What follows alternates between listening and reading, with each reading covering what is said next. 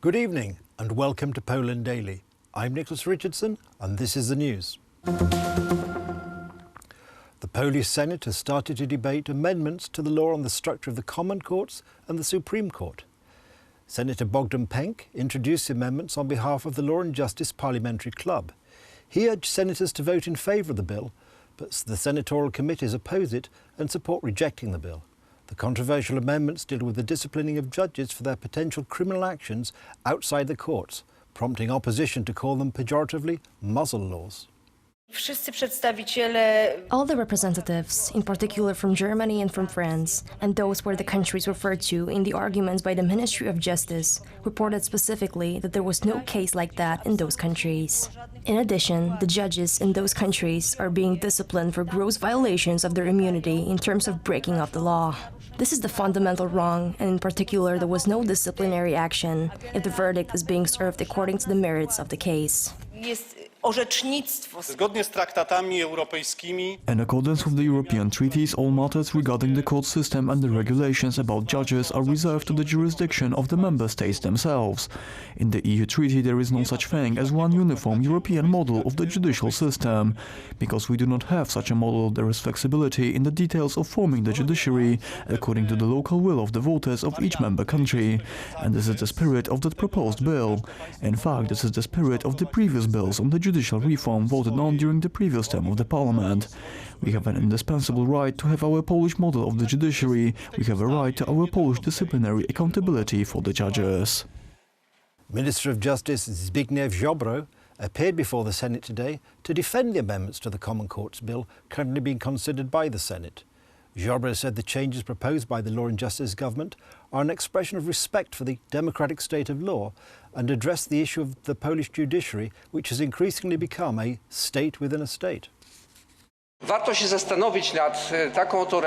worth considering a different cause of the issues of the Polish judiciary. It's neither money nor procedures, but an overgrown corporation which became like a so-called state within a state. It's above any mechanism of democratic control. Without that control, it put its own corporatist goals above the society which it was supposed to serve. So I'm not only quoting my own diagnoses, let me refer to several quotes which are worth remembering. It's worth stressing that it's not true that the changes we are proposing aimed at implementing such democratic mechanisms as balance of power and transparency in the appointing of judges are an attack on the rule of law, an attack on the judiciary. President Duda met the Marshal of the Senate, Tomasz Grodzki, to discuss judicial reform. Paweł Mucha, Minister in the Chancellery of the President, said that the President outlined to Grodzki the social expectations related to this reform, which is opposed by many but seen as essential by the government. When it comes to the details of the meeting, if Mr. Marshall presents some details to you, then I will be authorized to do so. The President clearly outlined the goals and the terms of the agreement, but also the matters concerning the functioning of the justice system. I can say that both of them had the same opinion on the matter. They both claim that, objectively speaking, there is no need for judicial reform. Today's functioning of the judiciary is a great challenge. Mr. President very clearly emphasized that he will not comment on the content of the act at this stage of the legislative process. On the other hand, the representatives of the President are keeping track of the work on the act. Russia continues to lie about and to provoke Poland. The Kremlin claims it is defending historical truth. The lies and historical manipulation by the Kremlin were condemned by a majority of MEPs during a debate in the European Parliament today.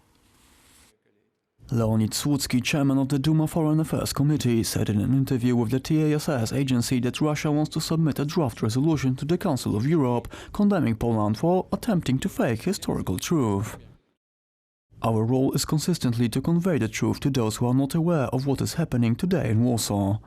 In turn, the chairman of the Russian Duma, Vyacheslav Volodin, in reaction to Słucki's statement, said that the concentration camps in Poland were not built by accident, because before the war the authorities of the Second Republic of Poland supported anti-Semitism. The deputy head of the European Commission, Věra Jourová, announced that the Commission would not allow Russia's manipulation, and in the opinion of MEPs, all group members should agree on this matter.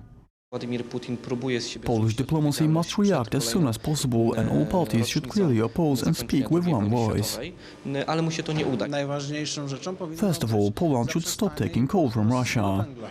Politicians have no doubt that the statements made by the Russian politicians are certainly not the last installment of the Russian propaganda war against Poland. Its biggest manifestation will be the speech of Vladimir Putin in Israel during the celebrations commemorating the liberation of the Auschwitz concentration camp in Yad Vashem on January 23rd. The US-China trade war is over. United States President Donald Trump and the Deputy Prime Minister of China, Liu He, signed a preliminary agreement in Washington today to end it. The conflict stemmed from what Trump saw as unfair action by China and an unacceptably high trade deficit with China.